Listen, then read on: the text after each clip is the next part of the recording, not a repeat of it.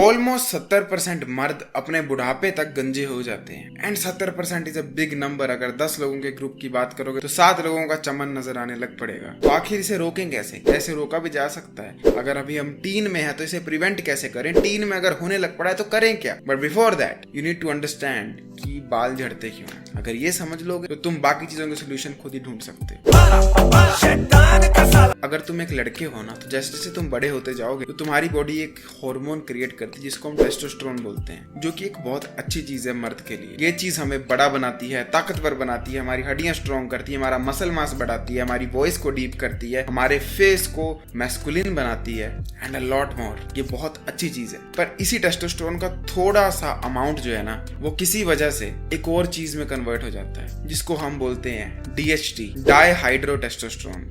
अब ये क्यों होता है इसकी हमें श्योरिटी नहीं है क्योंकि इस पर अभी रिसर्च ही नहीं चली है। दिस शोज कि मेन के इश्यूज के ऊपर कितनी कम रिसर्च चलती है। अब देखो, हर मर्द का टेस्टोस्टेरोन DHT तो बनेगा ही बनेगा, पर कुछ मर्द ऐसे होते हैं जो कि DHT को बहुत कम सेंसिटिव होते हैं, कुछ ऐसे होते हैं जो कि DHT को बहुत ज्यादा सेंसिटिव होते हैं। अगर तुम ज्यादा सेंसिटिव हो DHT को तो DHT ना तुम्हारे सर के ऊपर जहां पर जड़ें होती है ना छोटे छोटे छेदों में, उधर भरना शुरू हो जाता है और इन्हीं छेदों में होती है हमारे हेयर की रूट्स जिसको हम फॉलिकल कहते हैं। अब माना जाता है कि वहां पर वो इतने ज्यादा भर जाते हैं कि वो छेद को कंप्लीटली बंद कर देते हैं और जब वो चीज बंद हो जाती है तो फॉलिकल बाहर नहीं निकल पाता है एंड वो रूट ही गायब हो जाती है। एंड जब ये ही पूरे सर पर हो जाता है तो हम उसे कहते हैं कि बाल खत्म हो चुके हैं, झड़ चुके हैं, अब बाल नहीं आ रहे बाहर। जिन लोगों के सर पर बिल्कुल भी बाल नहीं बचे होते हैं ना, जैसे कि द रॉक वगैरह, उनके फॉलिकल्स कंप्लीटली डेड हो चुके होते हैं उसी DHT के छेदों में भर जाने की वजह से। अनलेस वो एक बहुत ज्यादा स्पेशल और महंगी सर्जरी कराएं तब जाकर ही उनके थोड़े थोड़े बाल नजर आएंगे।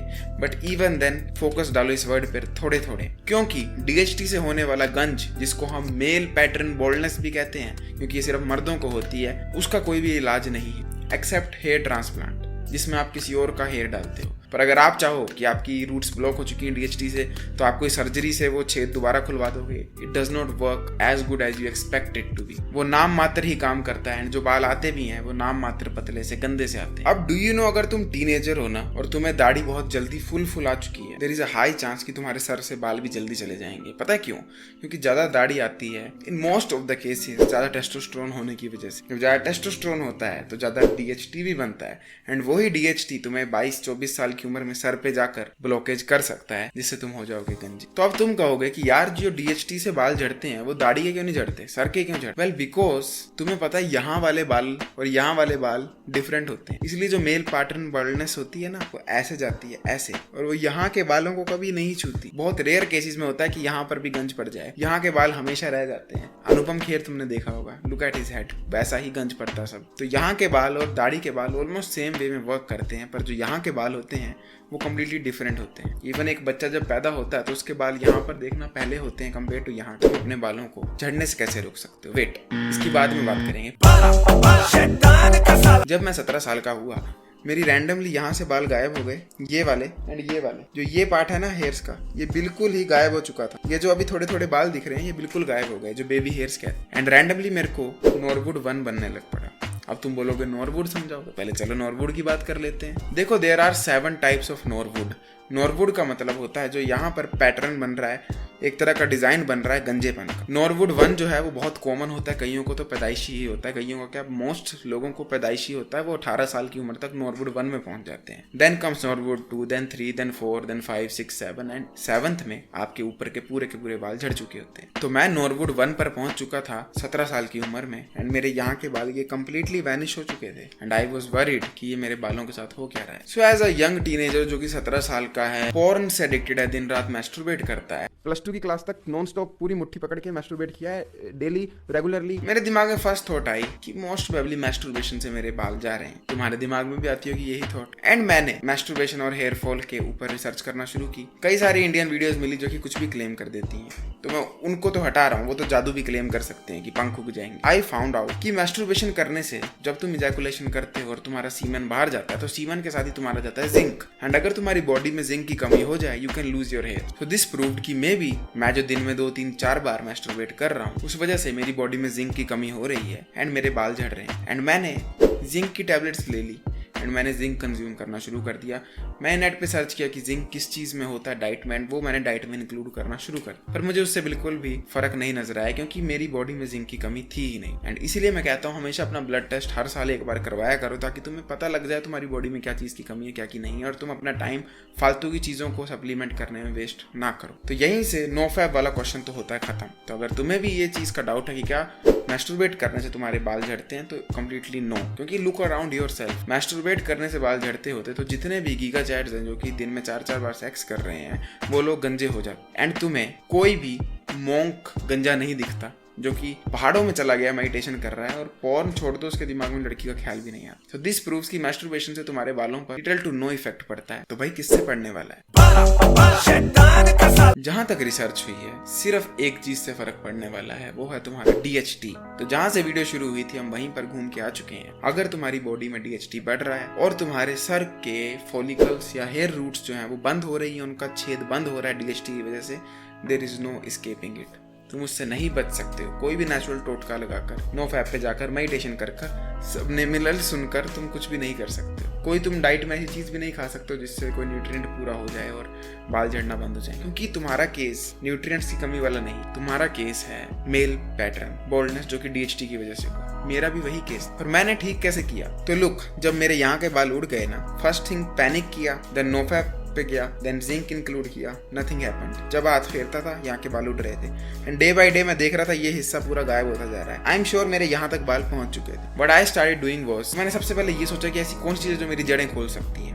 एंड तब मेरे दिमाग में कंसेप्ट आया डर्मा रोलर का। Derma roller is an object जो कि तुम अपनी स्किन पर यूज कर सकते हो छोटे छोटे माइक्रो टीयर्स करने के लिए, छोटे छोटे पोर्स बनाने के लिए, या तुम अपनी हेयर लाइन पर यूज कर सकते हो। इसको माइनॉक्सिडिल यूज करने वाले बहुत यूज करते हैं जिनको अपनी दाढ़ी उगानी होती है। वो सबसे पहले डर्मा रोलर को मुंह पर मारते हैं, छोटे छोटे छेद हो जाते हैं एंड देन ऑयल को अप्लाई करते हैं। उससे ऑयल अच्छे से डाइजेस्ट हो जाता है आपके फेस में। सेम चीज मैंने अपने सर के साथ यूज करना शुरू की। बाय द वे मैंने कहीं पर भी ये टोटका या नुस्खा नहीं पढ़ा था, ये मेरी कंप्लीट इन्वेंशन खुद की थी।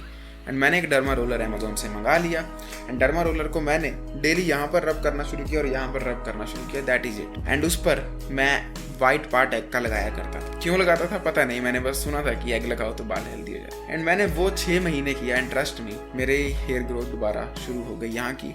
एंड इवन तो आज यहाँ पर घने बाल नहीं है, बेबी हेयर्स ही हैं, बट हैं ये, आई कैन ग्रैब देम। मेरी मूंछ से तो ज्यादा ही घने हैं एंड ये उसी की वजह से वापस आए हैं। अब देखो वो तुक्के से मेरी चीज चल गई, पर लेकिन वो चली क्यों? उस क्वेश्चन का आंसर पाने के लिए जब मैंने और रिसर्च की तो मुझे पता लगा कि फर्स्ट ऑफ ऑल उस एग को यूज करना वाज यूजलेस, उससे कुछ भी नहीं हुआ है। फर्क पड़ा था वो डर्मा रोलर इस्तेमाल करने से, क्योंकि डर्मा रोलर जो है ना वो मेरी उन्हीं जड़ों को छोटे छोटे छेद कर कर खोल रहा था एंड जहाँ पर DHT बंद था वहां पर फॉलिकल्स दोबारा ग्रो हो रहे थे। एंड जब मैंने और रिसर्च की तो मुझे पता लगा कि अगर मैं अंडे की जगह माइनॉक्सिडिल नाम की सप्लीमेंट लगा लेता जो कि एक सोल्यूशन होता है जिससे तुम दाढ़ी उगा सकते हो, तो मेरे को वे बेटर रिजल्ट्स देखने को। देखो माइनॉक्सिडिल एक तरह की दवाई होती है ना जो कि तुम जहां भी लगाओगे वहां पर ब्लड की सर्कुलेशन बहुत ज्यादा बढ़ा दे। तो लेट अस जस्ट से अगर तुम अपने फेस पे यहाँ लगाते हो और यहाँ पर तुम्हें नाम मात्र बाल आते हैं दाढ़ी के, तो यहाँ पर ब्लड की सर्कुलेशन इतनी ज्यादा हो जाएगी कि ब्लड यहाँ पर दौड़ना शुरू होगा, साथ में न्यूट्रिएंट्स दौड़ना शुरू होंगे। एंड यहाँ पर अगर छोटे छोटे बालों में जहाँ न्यूट्रिएंट्स नहीं पहुंच रहा वहां पर न्यूट्रिएंट्स पहुंच जाए तो दाढ़ी आ जाएगी। And minoxidil is a miracle drug, कई लोगों को दाढ़ी लेकर आ जाता है। मेरे को यहाँ पर बहुत बड़ा गैप था, वो मैंने माइनॉक्सिडिल से ही फिक्स किया था। अब देखो मेरे यहाँ पर भी छोटी छोटी रूट्स थी, अगर मैंने यहाँ माइनॉक्सिडिल लगाया होता तो मेरे को बहुत फास्ट रिजल्ट्स देखने को मिलते, बेटर रिजल्ट्स देखने को मिलते। अब वो अफसोस की बात है मैंने नहीं लगाया, मैं अंडा लगा रहा था, पर लेकिन the right way would have been minoxidil. अब before talking about the conclusion let us talk about कि क्या गंजे होने से तुम्हारी लाइफ में कुछ इफेक्ट भी पड़ता है। मैं अपनी कॉमन सेंस का इस्तेमाल नहीं करने वाला हूँ क्योंकि कई लोग ऑफेंड हो जाते हैं कि तू गंजे लोगों को ऐसे कैसे बोल रहा, रॉक भी तो है, ये भी है। इसलिए मैं एक साइंटिफिक स्टडी को बताने वाला हूँ आपको जिसपे यही चीज के ऊपर रिसर्च हुई थी कि क्या गंजे होने से तुम्हारी अट्रैक्टिवनेस पे, लुक्स पर, लाइफ पे इन जनरल फर्क पड़ता है नहीं। 2 फोटोज ली गई थी एंड दोनों को एडिट किया गया था। एक फोटो में बाल लगाए थे, एक में गंजा रखा था। एंड 130+ वुमेन को जो कि 21 साल की उम्र की थी उनको पूछा गया दोनों पिक्चर्स को रेट करने के। एंड अगर तुम रिजल्ट्स पे देखोगे तो तुम आई डोंट थिंक शॉक होने वाले हो, क्योंकि तुम्हें भी अंदर ही अंदर पता है कि रिजल्ट क्या होंगे। जब एवरेज स्कोर देखा गया तो बालों के टाइम पर फिजिकल अट्रैक्टिवनेस में 5 में से 3 तक नंबर दिए गए जिनके बाल थे, एंड जिनके बाल नहीं गए थे उन्हें 5 में से 1.5 या 2 नंबर ही मिले सिर्फ। सो दिस शोज अगर तुम्हारे सर पर बाल हैं तो लोग तुम्हें ना ही ज्यादा करिज्मेटिक समझते हैं, बट ज्यादा सुंदर भी समझते हैं। एंड यू ऑलरेडी नो कि आप जितने ज्यादा सुंदर हो आपको उतनी ही अनफेयर एडवांटेजेस मिलती हैं लाइफ में। That is just say there are two people, एक बहुत सुंदर है, एक बहुत अगली है, और दोनों इंटरव्यू देने जाते हैं। दोनों का दिमाग बिल्कुल बराबर है, स्किल बिल्कुल बराबर है। Who do you think will the person conducting interview choose? वो किसको चूज करने वाला है? एक सुंदर को जिसका दिमाग बिल्कुल बराबर है एक अगली की? ऑब्वियसली वो सुंदर को ही चूज करे, क्योंकि humans are designed this way. We love beauty in nature, we love symmetry in nature. So this proves कि यस, अगर तुम्हें गंज पड़ रहा है, डोंट वॉच मूवीज जिसमें गंजे होने को नॉर्मलाइज किया जा रहा है, आपको गैसलाइट किया जा रहा है ये सोचने में कि it is okay to be bald, all that stuff. देखो, it is okay to be bald. अगर आपके पास कोई और ऑप्शन नहीं है, इट इज ओके। कभी कभी ब्लू पिल खा लेनी चाहिए, कभी कभी झूठा सच भी सुन लेना चाहिए, पर ट्रुथ यही है कि तुम्हारा गंजा रूप तुम्हारे बालों वाले रूप से एक वर्स लाइफ ही जीने वाला। सो यस,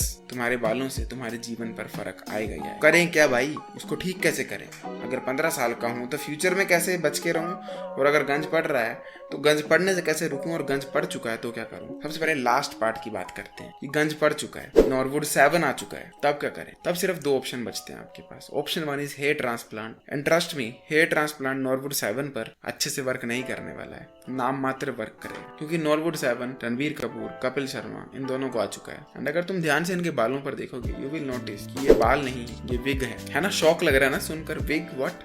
यस, इसको हेयर पीस कहते हैं अमीरों की भाषा में। एंड ये बहुत ज्यादा महंगा होता है, ऑलमोस्ट लाख रुपए का होता है, पर लेकिन ये बिल्कुल आपके स्कल की शेप के हिसाब से डिजाइन किया होता है, और ऐसा डिजाइन किया होता है कि कोई बता ही नहीं सकता फेक। तो ये सेलिब्रिटीज जिनको नॉर्वुड 7 आ चुका है, वो ये वाला हेयर पीस पहन कर घूमते, तुम ये ले सकते हो, क्योंकि hair transplant will not work that well. Hair transplant भी नाम मात्र ही लगेगा, नकली लगेगा। या एक सेकंड ऑप्शन और होता है, वो होता है टैटूज का।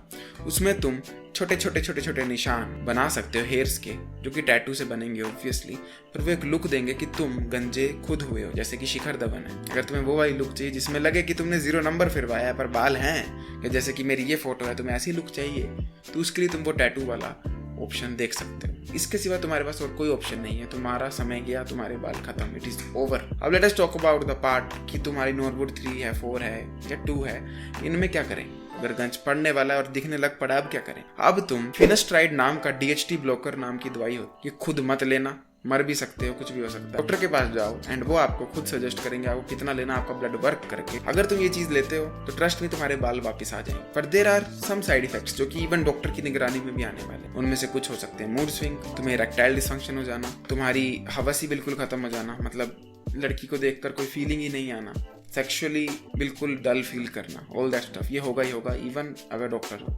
नॉर्वुड 0 में ही हो या नॉर्वुड 1 में हो चुके हो, जैसे मेरा हाल था, या टीन हो, तो क्या करना है? देखो, अगर तुम अभी 18 साल से बड़े हो ना, तो तुम्हें एक डर्मा रोलर ले लेना चाहिए। एंड डर्मा रोलर को तुम्हें एवरी सैटरडे अपने हेयर लाइन पर रब करना चाहिए, धीरे धीरे से, प्यार प्यार से, एंड उस पर माइनॉक्सिडिल लगानी चाहिए। इवन इफ तुम्हें गंज नहीं भी पड़ा, इवन देन तुम्हें लगानी चाहिए, क्योंकि ट्रस्ट में अगर गंज पड़ गया तो बाद में बहुत समय हो जाता है। It is always better to prevent than to cure. तो पहले ही प्रिवेंशन शुरू कर देनी चाहिए, क्योंकि 10 में से 7 बंदों को गंज पड़ना ही पड़ना है। इसलिए तुम्हें जवानी में ही, या जब नॉर्वुड 0 या 1 है, तभी एटलीस्ट हफ्ते में नहीं तो फिर मंथ में एक बार डर्मा रोलर का इस्तेमाल कर माइनॉक्सिडिल को अप्लाई करना चाहिए। एंड लास्ट में मैं एक मिसकंसेप्शन को दूर करना चाहता हूँ जो कि बंदों को होती है। उनको लगता है कि अगर उनके बाल ऐसे टूट रहे हैं, कहीं से भी टूट रहे हैं, तो वो गंज पड़ रहा है। That is completely different. वो तुम्हारी डाइट, इन्वायरमेंट वगैरह पे डिपेंड करता है। इस चीज को लेकर डिप्रेस्ड मत हो कि मुझे गंज पड़ रहा है, क्योंकि बालों का नॉर्मली टूटना is completely different than male pattern baldness हो जाना। मैंने ना यार एक और चैनल बनाया है, कुछ और डिफरेंट ट्राई कर रहा हूँ। विराट कोहली वर्सेस गौतम गंभीर, एंड वो थर्ड कौन था वो मैं डिस्क्रिप्शन में लिंक डाल दूंगा, प्लीज यार उसको एक बार देखना जरूर। अगर आप इंटरेस्टेड हो मेरे साथ 1-to-1 कॉल पर बात करने के लिए, तो make sure check out description में डिस्कॉर्ड सर्वर का लिंक मिलेगा, आप उसको भी ज्वाइन कर सकते हो। I will see you next time, till then as usual, to seat everyone, जागते रहो।